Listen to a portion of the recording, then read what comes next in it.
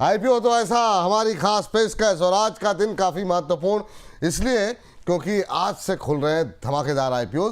और रवि सर के लिए बहुत सारे सवाल यहाँ पर आए हुए थे, तो मुझे लगता है कि आज टिप्पणी उनकी हो जाए। थोड़ा सा अगर हो सकता है 2-4 मिनट का ऊपर नीचे मामला, आपको हो सकता है कि 1-2 मिनट थोड़ा सा ऊपर नीचे खींचना पड़ जाए, लेकिन पहले ज़रा हर्ष के पास चलते हैं और ज़रा फटाफट समझने की कोशिश करते हैं। बहुत चर्चा में रहा है मीशो, महिलाएं खास तौर से शॉपिंग के लिए इस्तेमाल करते थे, अब बहुत लोग जो है आईपीओ में अप्लाई करने के लिए पूछ रहे हैं। हर्ष बताइए क्या कुछ फंडामेंटल्स हैं। बेसिकली देखिए 3 आईपीओ हम लोग कवर करेंगे और सबसे पहले मीशो की बात करते हैं। तो सबसे पहले इसके जो स्ट्रेंथ और रिस्क है उसकी बात कर लेते हैं। तो आप ये देखिए स्ट्रेंथ की बात करें, देखिए massive users and order scale. अब आप यहाँ पे ये समझिए कि कंपनी के जो यूजर्स हैं साल के हिसाब से भी देखें आप तो करीब यहाँ पे 23 करोड़ के आसपास के हैं। सेलर्स की बात करें तो वो करीब 7 लाख के आसपास हैं। और अगर FY25 में आप ऑर्डर्स देखें जिनकी वर्थ देखें तो वो करीब 183 करोड़ के आसपास हो जाती है। उसके अलावा आप देखिए सेकंड पॉइंट की तरफ बढ़े, इंप्रूव कोर प्रॉफिटेबिलिटी पर ऑर्डर। अब आप इनके पर ऑर्डर के हिसाब से देखें यहाँ पर प्रॉफिटेबिलिटी तो करीब 8 रुपये के आसपास बनती है यहाँ पर। और आप यहाँ पे देखिए कि ऑर्डर स्तर पर जो प्रॉफिटेबिलिटी है इसमें धीरे धीरे करके यहाँ पे बेहतर स्थिति देखने को मिल रही है। उसके बाद strong free cash flow despite the accounting loss. अब यहाँ पर देखिए समझने वाली बात क्या है, अभी तक कंपनी की अगर आप देखें FY23 में भी तो करीब अगर आप देखें तो जो कैश फ्लो था वो नेगेटिव था 2,000-2,500 करोड़ के आसपास का। अब FY25 तक अगर आप यहाँ पे देखें, यहाँ पे सितंबर तक भी इस क्वार्टर तक देखें आप तो करीब 580 करोड़ के फ्री कैश फ्लो में आ गई है, पॉजिटिव में आ गई है यहाँ पर। उसके अलावा एसेट लाइट मॉडल की बात करें यहाँ पर, क्योंकि देखिए कंपनी क्या करती है सीधा सेलर और बायर के बीच में कनेक्ट कराती है। तो यहाँ पर आप चाहे इन्वेंट्री की बात करिए चाहे लॉजिस्टिक की बात करिए, कंपनी ऑन नहीं करती है। उसके बाद यहाँ पर आप ये देखिए कि कंपनी जो है यहाँ पर अगर आप मीशो की बात करें, यहाँ पर सेलर और लॉजिस्टिक को जो पेमेंट होती है पहले यहाँ पर क्या होता है कैश ऑन डिलीवरी होती है, उसके बाद उसको पेमेंट की जाती है। तो ये हो गई इसकी स्ट्रेंथ। अब हम लोग आगे बढ़ते हैं, यहाँ पर इसके रिस्क की बात कर लेते हैं। यहाँ पर आप देखिए कंपनी अभी भी लॉस मेकिंग है, नुकसान में है कंपनी, ये पहली पॉइंट हो जाता है। दूसरा आप देखिए कंट्रीब्यूशन मार्जिन्स में अगर आप देखें FY26 के शुरुआती 6 महीने में तो यहाँ पे मार्जिन्स पे साफ तौर पे दबाव देखने को मिला है। क्यों देखने को मिला है? क्योंकि सेलर्स से ज़्यादा प्रॉफिट जो है वो यहाँ पे सेलर्स को पास ऑन किया गया है, इसकी वजह से यहाँ पे दबाव देखने को मिला है। उसके बाद मार्केटिंग डिपेंडेंस जो है वो काफ़ी ज़्यादा है, करीब पिछले 2 सालों में 1000 करोड़ के आसपास यहाँ पे मार्केटिंग पे खर्च होता हुआ दिखा है। साथ यहाँ पे कैश ऑन डिलीवरी हम लोग सब जानते हैं, यहाँ पे कैश ऑन डिलीवरी को लेके कई कंसर्न्स होते हैं यहाँ पे डिलीवरीज को लेके, तो कई बार रिटर्न्स कैंसिल होते हैं, बहुत सारी चीज़ें होती हैं, तो वो एक कंसर्न है यहाँ पे। इसके अलावा सेलर जो कंसंट्रेशन है वो फ्यू स्टेट्स में आप देखिए 3 स्टेट्स हैं जिसमें यूपी आ गया, गुजरात आ गया, दिल्ली आ गया, तो उसमें बहुत ज़्यादा सेलर्स के ऊपर निर्भरता है। अगर इधर से उधर चेंज हुई तो साफ तौर पर दबाव देखने को मिलेगा। नए बिजनेस जो है आप देखिए कंपनी जो है लगातार नए बिजनेस पे फोकस कर रही है। एबिटा अगर आप लॉस देखें तो 30 करोड़ के आसपास का लॉस है, तो ये जो चीज़ है वो निकल कर आती है। अब हम लोग तारीखों की बात तो हम लोग बता ही चुके हैं लगातार अपने दर्शकों को। प्राइस बैंड आपको पता है 105 से लेकर 111 का है। फ्रेश इशू जो है यहाँ पे टोटल इशू साइज देखें तो 5421 करोड़ का है। फ्रेश इशू में 4250 करोड़ के आसपास, और ऑफर फॉर सेल जो है वो कम है यहाँ पे 1171 करोड़ का। अगर हम लोग आगे बढ़े फाइनेंशियल्स को भी अगर हम लोग टटोलें तो आप ये देखिए कमाई में जो है वो लगातार बढ़ोतरी हो रही है। कंपनी की पिछले 3 साल का ट्रैक रिकॉर्ड देखें। प्रॉफिट देखिए कंपनी लगातार लॉस मेकिंग, 2024 में लॉस कम हुआ था लेकिन उसके बाद करीब 1000% का जंप यहाँ पर देखने को मिला, और एबिटा भी लगातार लॉस में देखने को मिल रहा है। ग्रे मार्केट प्रीमियम की अगर हम लोग बात करें यहाँ पर तो आप देखिए 44 रुपये प्रति शेयर है, यानी कि करीब 40% के आसपास की लिस्टिंग गेन की संभावना है 155 रुपये के भाव पर। जी चलिए, तो आपकी टिप्पणी जानना चाहेंगे रवि सर, क्या करें? मीशो पे भर के सवाल हैं और आज पहला दिन है, क्या सलाह रहेगी आपकी? देखिए सबसे पहले तो जिस हिसाब से फंडामेंटल है, फंडामेंटल का पहला चेक जो ये कहता है कि आपके क्वार्टर ऑन क्वार्टर प्रॉफिट में होने चाहिए, ईयर ऑन ईयर, वहां पर कंपनी डिसअपॉइंटमेंट देती है, पहला। दूसरा, जिस तरीके से आपने स्टार्ट किया कि महिलाओं के लिए शॉपिंग का है, तो देखिए शॉपिंग करिए, खूब कूपन लीजिए, कोई दिक्कत नहीं है, डिस्काउंट भी लीजिए, लेकिन शेयर में निवेश करने की रणनीति बिल्कुल डिफरेंट रखिए। पहला, जिस हिसाब से ग्रे मार्केट प्राइस अभी 40-45 रुपए के ऊपर चल रहा है और लिस्टिंग के गेन की संभावना यहां पर इस स्टॉक में सिर्फ मोमेंट्री जो है वो ज्यादा है, लॉन्ग टर्म के लिए ये स्टॉक नहीं है, क्योंकि कंपनी को थोड़ा और परफॉर्म करने के लिए टाइम चाहिए। लिस्टिंग के बाद थोड़ा गिरावट इस पे देखने को मिलेगी। तो आप अगर सिर्फ लिस्टिंग गेन के लिए अप्लाई करना चाहते हैं, बिल्कुल आपको अप्लाई करना चाहिए, लेकिन लिस्टिंग होते ही पहला जो सौदा है वो एग्जिट का होना चाहिए। प्रॉफिट जो आता है उसको आपको यहाँ पर बुक कर लेना चाहिए। लॉन्ग टर्म के लिए इसमें निवेश की राय नहीं है। लेकिन लिस्टिंग इन के लिए अप्लाई कर सकते हैं ना सर? जी बिल्कुल। तो लिस्टिंग इन के लिए जिन लोगों को अप्लाई करना है वो लोग ट्राई कर सकते हैं। लॉन्ग टर्म के लिए अभी जो है अप्लाई करने की सलाह नहीं है, लिस्ट हो जाने दीजिए, फिर देखा जाएगा। हो सकता है जब रिजल्ट वगैरह कुछ बेहतर सुधरें उसके बाद मौका तलाशा जाएगा। तो अभी के लिए राय है कि अभी जो है लिस्टिंग इन के लिए अप्लाई करने की सलाह है। ये राय मीशो पर।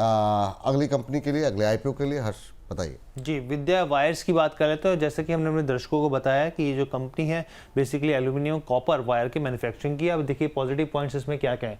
सबसे पहले हाई एक्सपीरियंस प्रमोटर्स, देखिए राठी ग्रुप है और एक बड़ा एक्सपीरियंस ग्रुप है यहाँ पे, बहुत सालों से इस सेक्टर से जुड़ा हुआ है यहाँ पे। दूसरी चीज़ यहाँ पे आप देखिए जो मार्केट लीडर के हिसाब से देखें तो 5.7% इनका मार्केट शेयर, और अगर आप टॉप 10 में भी निकालें तो चौथे नंबर के आसपास की रैंकिंग इस कंपनी की हो जाती है यहाँ पे। आप ग्रोथ ट्रैक रिकॉर्ड के हिसाब से देखें तो लगातार कंपनी ने अपनी ग्रोथ को कंसिस्टेंट बनाया हुआ है यहाँ पे। रेगुलर प्रॉफिट मेकिंग कंपनी है यहाँ पर। डेट जो है बहुत ही कम है और लगातार कंपनी जो है प्रॉफिटेबिलिटी की अपनी जो सस्टेन है वो करती दिखी है यहाँ पे। इसके अलावा अगर आप यहाँ पे आगे बढ़े यहाँ पे तो कंपनी देखिए अपनी कैपेसिटी को डबल करने वाली है। कैपेसिटी को किस लिहाज से डबल करने वाली है, अगर अभी तक आप देखें यहाँ पे क्षमता तो करीब करीब 19-19.5 हज़ार करोड़ मैट्रिक टन के आसपास है पर एनएम के हिसाब से। उसको कंपनी ने कहा है कि FY27 तक वो करीब करीब यहाँ पे 36,000 करोड़ के 36,000 यहाँ पर मैट्रिक टन के आसपास पहुंचा सकती है। इसके अलावा यहाँ पर वैल्यूएशन जो है अगर आप पीयर से कंपेयर करें तो वो काफ़ी ज़्यादा अट्रैक्टिव लग रहे हैं। अब हम लोग आगे बढ़ते हैं यहाँ पे, क्योंकि पॉजिटिव पॉइंट बनाए तो थोड़े से आप इसके रिस्क भी जान लीजिए। क्योंकि देखिए कंपनी जो है ऐसे सेक्टर से एल्यूमिनियम और यहाँ पर कॉपर से जुड़ी है, तो इसमें हम लोग जानते हैं यहाँ पे साफ तौर पे मेटल्स में बहुत ज़्यादा अनसर्टेनिटी देखने को मिलती है। तो डिपेंडेंस जो रेवेन्यू है काफ़ी ज़्यादा इसके ऊपर रिलेट करता है। और साथ ही यहाँ पर आप देखिए क्योंकि कॉपर है, सिल्वर है, ये तमाम तरह के ऐसे मेटल्स होते हैं जो बहुत हाईली वॉलेटाइल होते हैं, तो इसका इम्पैक्ट जो है साफ तौर पर देखने को मिलेगा। तो विद्या वायर्स में अगर हम लोग आगे बढ़े यहाँ पर तो आप ये देखिए हमने तारीख तो आज सभी आईपीओ खुल गए हैं। तो 48 से लेकर 52 रुपये बहुत छोटा इशू प्राइस बैंड है इसका। इसके अलावा टोटल इशू साइज देखें आप 300 करोड़ के आसपास का है। फ्रेश इशू देखें 274 करोड़ का है। ऑफर फॉर सेल 26 करोड़ का है। अगर आप इसके फाइनेंशियल्स को टटोलें तो आप ये देखिए कंपनी जो है प्रॉफिटेबल है। पिछले 3 साल में देखें जो टोटल इनकम है वो लगातार बढ़ती दिखी है। प्रॉफिट जो है उसमें लगातार एक अच्छा जंप देखने को मिल रहा है। एबिटा में देखें उसमें बढ़ोतरी है। बोरिंग जो है वो स्लाइटली बढ़ती हुई दिख रही है। ग्रे मार्केट प्रीमियम की बात करें यहाँ पर तो आप ये देखिए 6 रुपये प्रति शेयर, क्योंकि देखिए इसका प्राइस बैंड बहुत छोटा है तो ये करीब 11.5 रुपये दिख रहा है यहाँ पर परसेंटेज के हिसाब से, और 58 रुपीज़ के आसपास लिस्टिंग की संभावना है। चलिए ठीक है। सर आपकी टिप्पणी क्या रहेगी विद्या वायर्स को लेकर के, रवि सर? जी बिल्कुल, थोड़ी शॉर्ट पे ही हम लोग टिप्पणी कर देते हैं। फिलहाल विद्या वायर को अगर देखा जाए तो जो तीनों जो अभी तक हमारे डिस्कशन हुआ उसमें ज़्यादा स्ट्रांग है। लॉन्ग टर्म के हिसाब से, शॉर्ट टर्म के हिसाब से फिलहाल इस पे पोजीशन जरूर लेनी चाहिए। जहां तक लिस्टिंग गेन है वो भी आपको मिलेगा, और लॉन्ग टर्म के हिसाब से अगर रखते हैं तो इस स्टॉक में एक वैल्यू बाइंग यहाँ पर दिख सकती है। चलिए वैल्यू बाइंग देखने को मिल सकती है। लास्ट आईपीओ को चलते हैं हर्ष के पास। हर्ष संक्षिप्त टिप्पणी, क्योंकि सर को भी थोड़ा सा विलंब हो गया है तो इसके स्ट्रेंथ और रिस्क बताते हैं हम लोग, और आखिरी में ग्रे मार्केट प्रीमियम बता देंगे। तो देखिए एकस आईपीओ की बात कर लेते हैं हम यहाँ पर। और कंपनी जो है एरोस्पेस से, जो कंपोनेंट से जुड़ी कंपनी, मैन्युफैक्चरिंग से जुड़ी है। अब देखिए unique make in India aerospace cluster. अब कंपनी जो है बेसिकली अगर आप यहाँ पर देखें तो चाहे आप फॉर्जिंग की बात कर लीजिए, सरफेस ट्रीटमेंट की बात कर लीजिए, तमाम चीज़ें जो है वो इससे जुड़ी हुई है। कंपनी मैन्युफैक्चरिंग करती है और एरोस्पेस से रेवेन्यू जो है वो 88% के आसपास आता है। Long relationship with the global OEMs में आप देखिए दुनिया के करीब बड़े बड़े दिग्गज ओईएम्स है, उसमें करीब करीब 10 साल से 11 साल का रिलेशनशिप और लगातार ऑर्डर बुक जो है उससे बनी हुई है। Strong exports and SCZ benefits. अब यहाँ पे आप देखिए एक्सपोर्ट्स की बात करें, यहाँ पे सिर्फ रेवेन्यू भारत से सिर्फ 11.5% आता है, बाकी तमाम जो है रेवेन्यू है वो विदेश से आता है यहाँ पे। Capacity in the place of the future growth.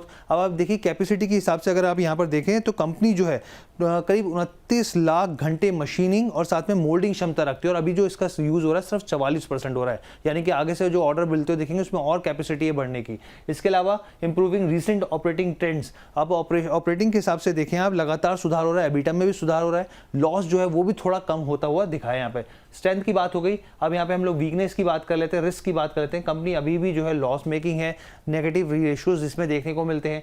दूसरा आप देखिए high leverage and foreign currency exposure. अब लगातार हम लोग देख रहे हैं 90 को पार कर गया रुपया, एक्सपोर्ट में बहुत ज़्यादा हिस्सेदारी है इसमें, तो इसके वजह से यहाँ पे जो है एक वीकनेस के तौर पे स्थिति देख सकते हैं। Loss making consumer business. अब कंपनी का यहाँ पे एरोस्पेस के अलावा दूसरे भी इलेक्ट्रॉनिक और दूसरे बिजनेसेस हैं वो भी लॉस मेकिंग बने हुए हैं। कैश फ्लो साइकिल 236 दिन का यहाँ पे कैश फ्लो है, एक पूरा साइकिल है यहाँ पर। और आप देखिए ज़्यादातर चीज़ों के लिए कंपनी को अपने ऑर्डर को पूरा करने के लिए यहाँ पे कर्ज लेना पड़ता है, तो वो एक कंसर्न है। कस्टमर कंसंट्रेशन रिस्क, 82% रेवेन्यू जो है टॉप 10 प्लेयर से आता है, वो एक कंसर्न है यहाँ पर। तो और ऑर्डर बुक जो है वो भी लगातार एक रिस्क के तौर पर बनी रहती है कि मिले या नहीं मिले। और आखिरी में ग्रे मार्केट प्रीमियम के ऊपर हम लोग सबसे आखिरी वाली प्लेट पर आ जाते हैं। प्राइस बैंड हम लोगों ने अपने दर्शकों को बता दिया, यहाँ पे लगातार हम लोग कवर कर रहे हैं। सबसे आखिरी वाली प्लेट में अगर ग्रे मार्केट प्रीमियम की बात करें हम लोग, तो 46.5 रुपये, ज़बरदस्त तेजी इसमें 37.50% के आसपास का यहाँ पे दिख रहा है और 170 के भाव पर यहाँ पे लिस्टिंग की संभावना। रवि सर, लास्ट कमेंट आपका।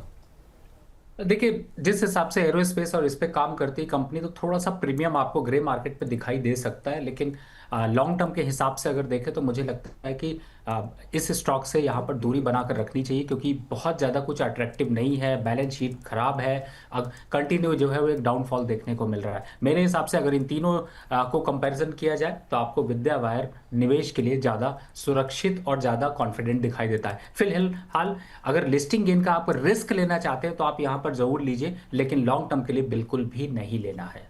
चलिए ठीक है, ये राय यहाँ पर निकल के आती हुई, और बहुत बहुत शुक्रिया सर, डिस्क्लोजर आपका। जी, जिन भी स्टॉक की मैंने चर्चा करी इस पर मेरी पर्सनल पोजीशन नहीं है, और बहुत बहुत धन्यवाद आपका। चलिए, बहुत बहुत शुक्रिया, बहुत बहुत धन्यवाद। हर्ष, आपका भी बहुत बहुत शुक्रिया, धन्यवाद आप इस चर्चा में जुड़ने के लिए। और इस सेगमेंट को ये करते हैं यहीं पर समाप्त।